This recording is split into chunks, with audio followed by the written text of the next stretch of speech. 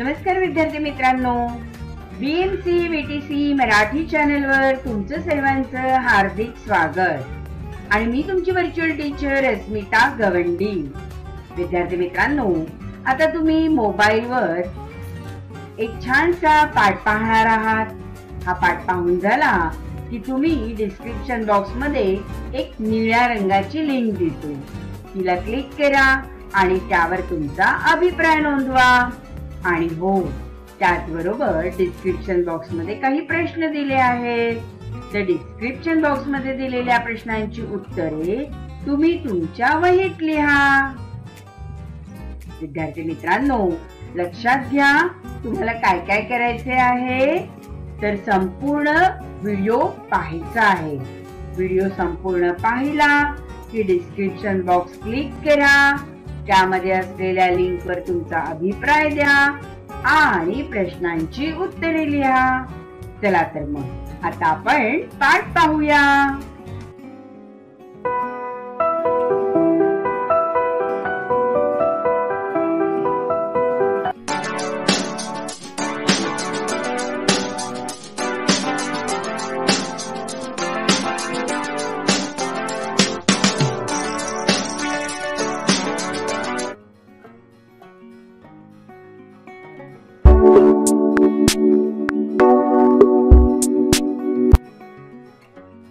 नमस्कार विद्यार्थी मित्रांनो, बृहन्मुंबई महानगरपालिका व्हर्च्युअल ट्रेनिंग सेंटर मध्ये आपलं सर्वांचं हार्दिक स्वागत। कोविड-19च्या प्रादुर्भावामुळे आपल्या शिक्षणाची गतिशीलता मर्यादित झाल्यामुळे आपल्या शिक्षणाची गाडी रुळावरून घसरता कामा नये, यासाठी बृहन्मुंबई महानगरपालिकेने तुम्हा विद्यार्थ्यांना घर बसल्या दर्जेदार शिक्षण प्रदान करण्यासाठी हे चॅनल सुरू केले आहे।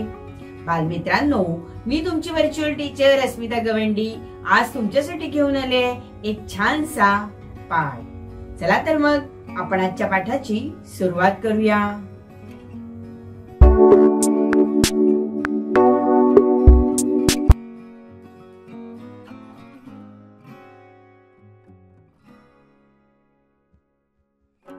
पूर्व उच्च प्राथमिक शिष्यवृत्ती परीक्षा इयत्ता 5वी। प्रथम भाषा मराठी। प्रथम भाषा मराठी यासाठी 25 प्रश्न असतील आणि त्यासाठी गुण आहेत 50। लक्षात घ्या विद्यार्थी मित्रांनो, 25 प्रश्न आणि 50 गुण हे प्रथम भाषा मराठी साठी आहे। घटकनिहाय गुणांचं विभाजन पाहूया आपण।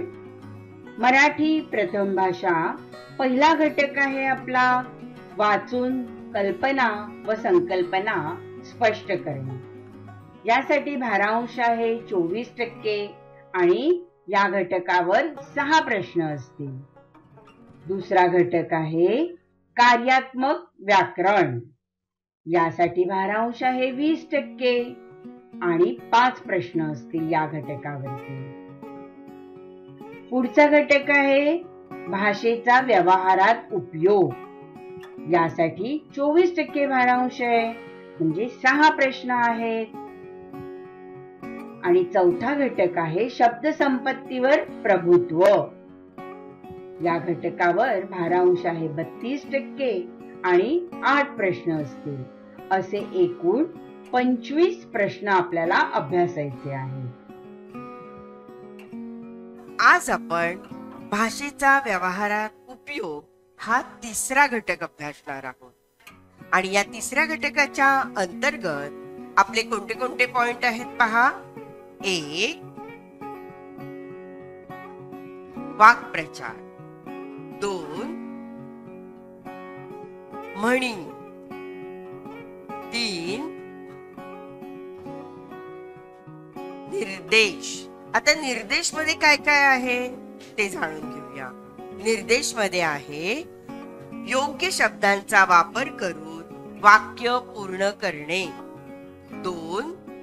सुसंगत वाक्यांचा परिच्छेद। निर्देश मध्ये दुसरा घटक आहे सुसंगत वाक्यांचा परिच्छेद। तिसरा घटक आहे वाक्यांच्या वेगवेगळ्या भागातील चुकीचा भाग ओळखणे.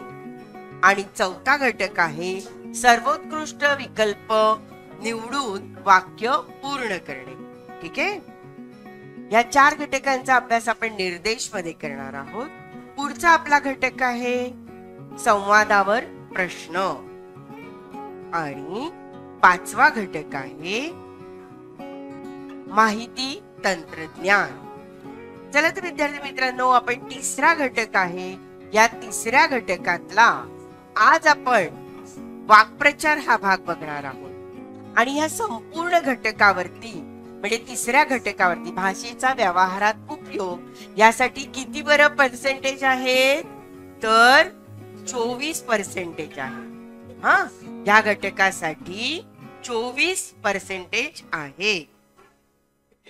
24% भाग आपण आज पाहत आहोत. आणि आपला तिसऱ्या घटकातला पहिला घटक आहे आज, तो आहे भाषेचा व्यवहारात उपयोग. आणि आजचा घटक आहे वाक्प्रचार 3.1 वाक्प्रचार. वाक्प्रचार कशाला म्हणतात बरं, तर वाक्प्रचार म्हणजे वाक्प्रचार हा असा शब्दसमूह आहे की त्यातील शब्दांपासून नेहमीच्या अर्थापेक्षा एक वेगळा अर्थ प्राप्त होतो. वाक्प्रचार म्हणजे काय, तर असा शब्दसमूह की त्यातील शब्दांपासून नेहमीच्या अर्थापेक्षा एक वेगळाच अर्थ प्राप्त होतो.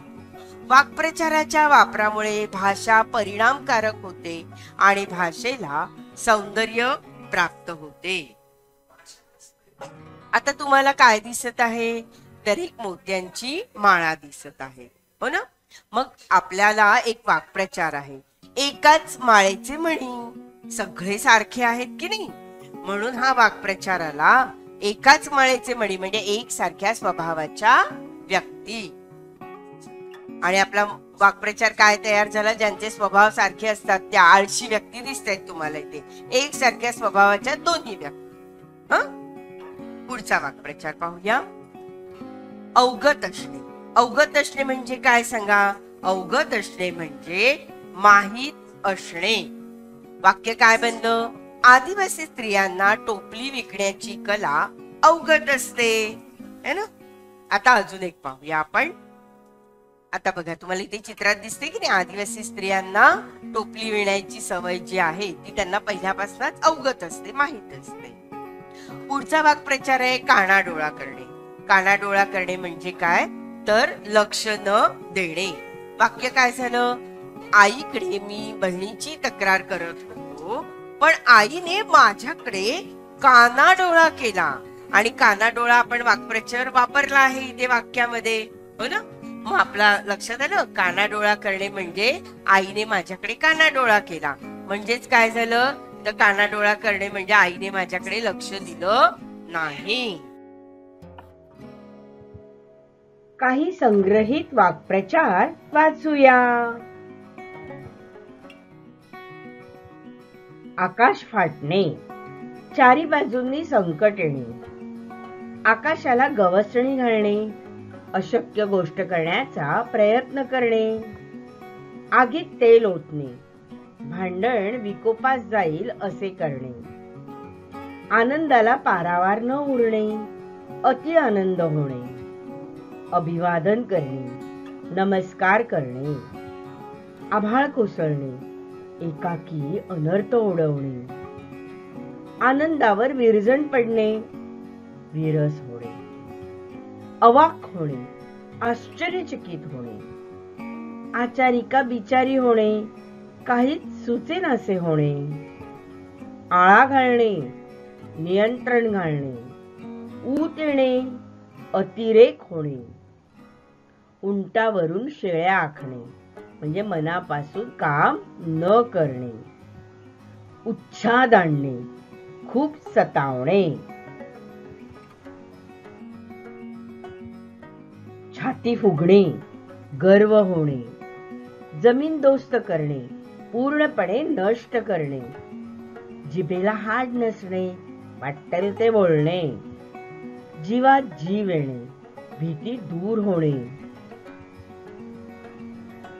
जीव की प्राण असणे, प्राणाइतके प्रिय असणे, जोपासना करणे, संगोपन करणे, टेंबा मिरवणे, दिमाग दाखवणे किंवा तोरा दाखवणे, डांगोरा पिटणे, जाहीर करणे, डोक्यावर खापर फोडणे, दोष माथी मारणे, डोक्यावर मिरी वाटणे, वरचढ होणे, डोळा चुकवणे, दृष्टीस न पडणे, डोळे पांढरे होणे, अतिशय भीती वाटणे, डोळे निवणे, समाधान वाटणे,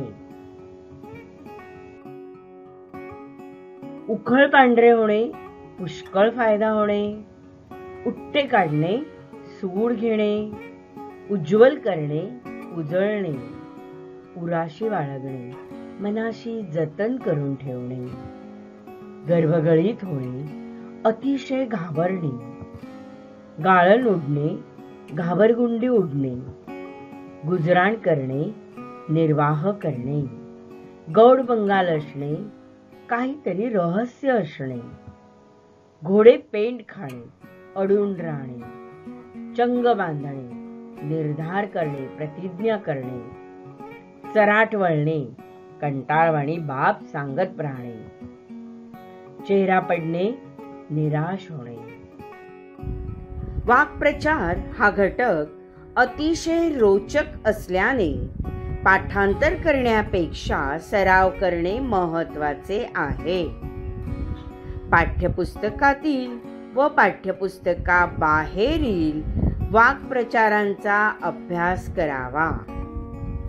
वाक्प्रचार याबाबत परीक्षेत कशा प्रकारे प्रश्न विचारले जाऊ शकतात याचा उदाहरण दाखल नमुना अभ्यासूया.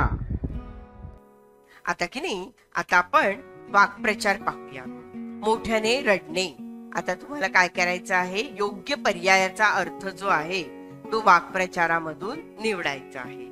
आणि तुमच्या समोर पर्याय आहेत 4. पर्याय पहिला आहे, काय आहे, गळा गुंतणे. पर्याय दुसरा आहे, दुसरा पर्याय गळा काढणे. पर्याय क्रमांक 3 काय आहे, गळ्यात गळा घालणे. आणि पर्याय क्रमांक 4 आहे, कंठ दाटून येणे. मग आता सांगा बरं, मोठ्याने रडणे, हा जे मोठ्याने रडणे आहे की नाही, या मोठ्याने रडणे या वाक्प्रचाराचा योग्य अर्थ कोणता होणार? आणि योग्य पर्याय आहे पर्याय क्रमांक 2, मोठ्याने रडणे, गळा काढणे, है ना. मग योग्य पर्याय क्रमांकाचं वर्तुळ तुम्ही आता रंगवणार आहात. आणि योग्य पर्याय आहे पर्याय क्रमांक 2, गळा काढणे. पुढचा वाक्प्रचार वाचा, दुर्लक्ष करणे. या अर्थाचा योग्य वाक्प्रचार पर्यायातून निवडा. आणि आपले पर्याय आहेत पर्याय क्रमांक 1, डोळा ठेवणे. पर्याय क्रमांक 2, डोळ्यात तेल घालणे. पर्याय क्रमांक 3, डोळे लावून बसणे. आणि पर्याय क्रमांक 4 आहे, डोळ्यावर कातडे ओढणे. मग सांगा, दुर्लक्ष करणे. दुर्लक्ष करणे या अर्थाचा योग्य वाक्प्रचार कोणता येणार आहे? योग्य वाक्प्रचार येणार आहे, त्याचं योग्य पर्यायाचं वर्तुळ तुम्ही आता रंगवणार आहात. आणि दुर्लक्ष करणे म्हणजे डोळ्यावर कातडे ओढणे. पर्याय क्रमांक 4 हे अचूक उत्तर आहे. पुढचा पर्याय, पाठ थोपटणे. या वाक्प्रचाराचा योग्य अर्थ पर्यायातून निवडा. आणि आपले पर्याय आहेत 1, खूप मार देणे. पर्याय क्रमांक 2, पाठीवर धपाटे घालणे. पर्याय क्रमांक 3, शाबासकी देणे. आणि पर्याय क्रमांक 4, पाठीला मसाज करणे. आता योग्य पर्याय क्रमांकाचं वर्तुळ तुम्ही आता रंगवणार आहात. मग सांगा, पाठ थोपटणे या वाक्प्रचाराचा योग्य अर्थ पर्यायातून निवडणार आहात. मग योग्य अर्थ काय होणार? पाठ थोपटणे म्हणजे शाबासकी देणे. उत्तर आहे पर्याय क्रमांक 3, पाठ थोपटणे, शाबासकी देणे. पुढचं वाक्प्रचार आहे उणे लेखणे. उणे लेखणे या वाक्प्रचाराचा योग्य अर्थ पर्यायातून निवडा. आणि आपले पर्याय आहेत: पर्याय क्रमांक 1 कमी लेखणे, पर्याय क्रमांक 2 उदाहरण सोडवणे, पर्याय क्रमांक 3 गर्वाने बोलणे आणि पर्याय क्रमांक 4 वजाबाकी करणे. आणि योग्य पर्याय क्रमांकाचं वर्तुळ तुम्ही आता रंगवणार आहात. मग सांगा, उणे लेखणे म्हणजे काय? कोणतं येणार? उदाहरण सोडवणे, उणे वजाबाकी करायची आहे का, कमी लेखायचं आहे की गर्वाने बोलायचं आहे? नेमकं काय येणार ह्याचा अर्थ? उणे लेखणे म्हणजे कमी लेखणे, दुसऱ्याला कमी लेखायचं. म्हणजे उत्तर कोणतं येणार? पर्याय क्रमांक 1 हे अचूक उत्तर आहे. हात. हात हा शब्द असलेला पुढीलपैकी कोणता वाक्प्रचार हा नाही, वाक्प्रचार नाही, हे तुम्हाला आता ओळखायचं आहे. आणि आपले पर्याय आहे: पर्याय क्रमांक 1 हात पकडणे, पर्याय क्रमांक 2 हात देणे, पर्याय क्रमांक 3 हात मारणे आणि पर्याय क्रमांक 4 हात झटकणे. योग्य वाक्प्रचार जो आहे त्याचा अर्थ तुम्हाला इथे समजणारच आहे. म्हणजे योग्य वाक्प्रचार तुम्हाला माहितीच आहे, पण हात शब्दाने योग्य वाक्प्रचार कोणता होणार नाही? कोणता बरं होणार नाही ह्या 4 पर्यायातला? सांगा बरं. हात देणे म्हणजे मदत करणे, हात मारणे म्हणजे चोरी करणे, हात झटकणे म्हणजे दूर होणे. म्हणजे हे 3ही वाक्प्रचार आहेत. पण हात पकडणे हा काही वाक्प्रचार नाही. म्हणून पर्याय क्रमांक 1 हा हात पकडणे वाक्प्रचार नाही. म्हणून अचूक उत्तर आहे पर्याय क्रमांक 1.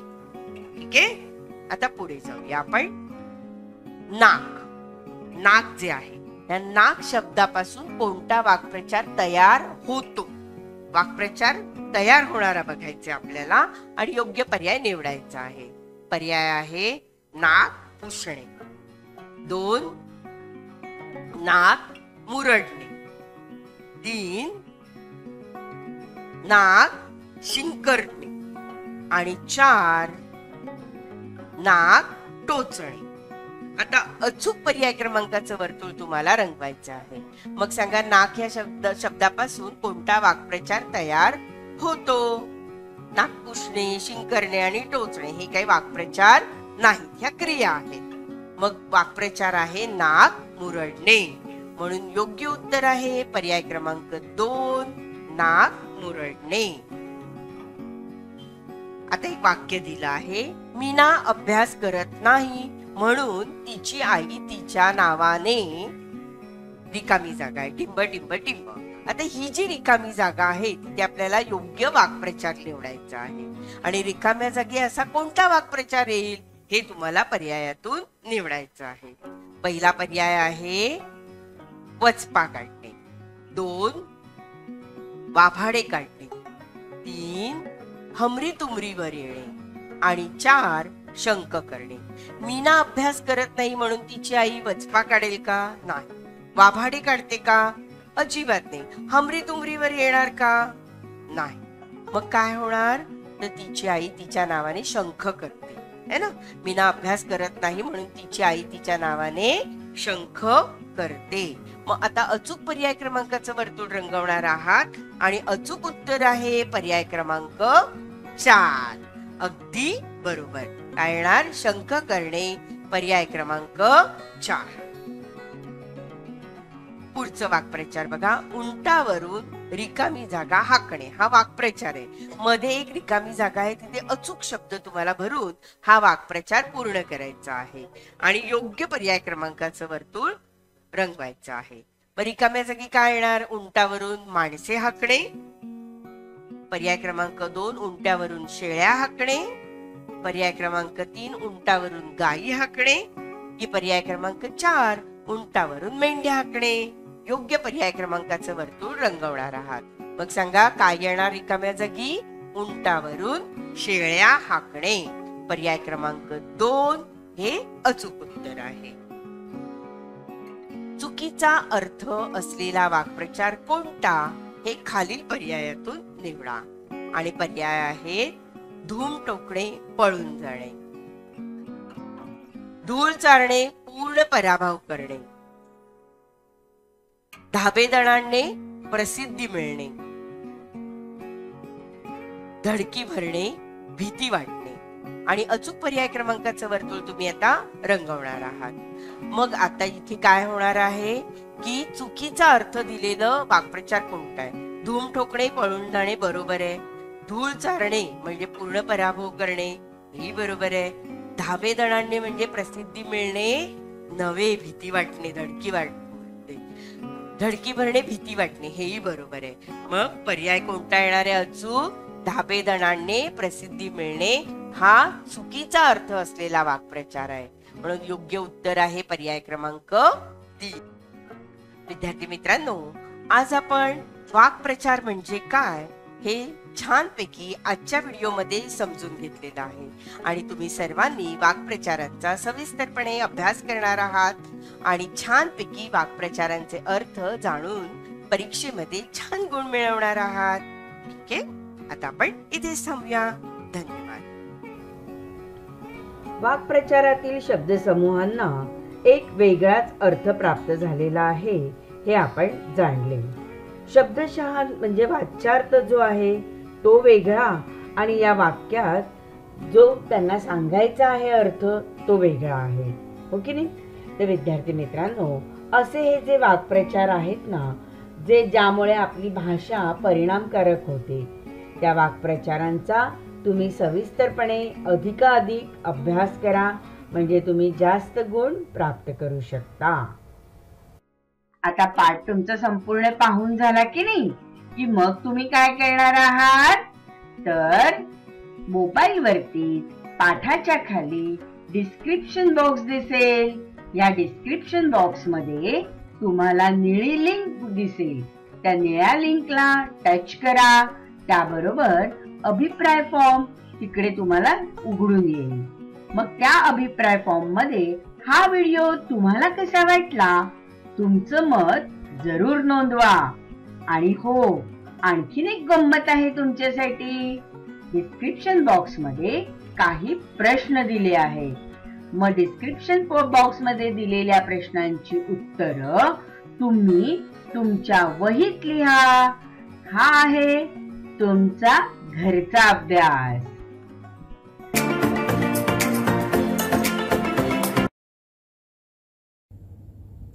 बालमित्रांनो, कसा वाटला तुम्हाला माझा आजचा पाठ? आवडला ना? नक्कीच आवडला असणार. मग तुम्हाला माझे असे छान छान पाठ पाहायचे आहेत का? तर तुम्ही हे चॅनल सबस्क्राईब करा. आणि हो, तुम्हाला जर पहिल्यांदा नोटिफिकेशन हवं असेल तर बेल आयकॉनला क्लिक करा. आणि तुमच्या जर काही कमेंट्स असतील तर खाली दिलेल्या कमेंट बॉक्स मध्ये नक्की लिहा. आता आपण इथेच थांबणार आहोत. धन्यवाद. मित्रांनो, आता आपण इथेच थांबणार आहोत. धन्यवाद.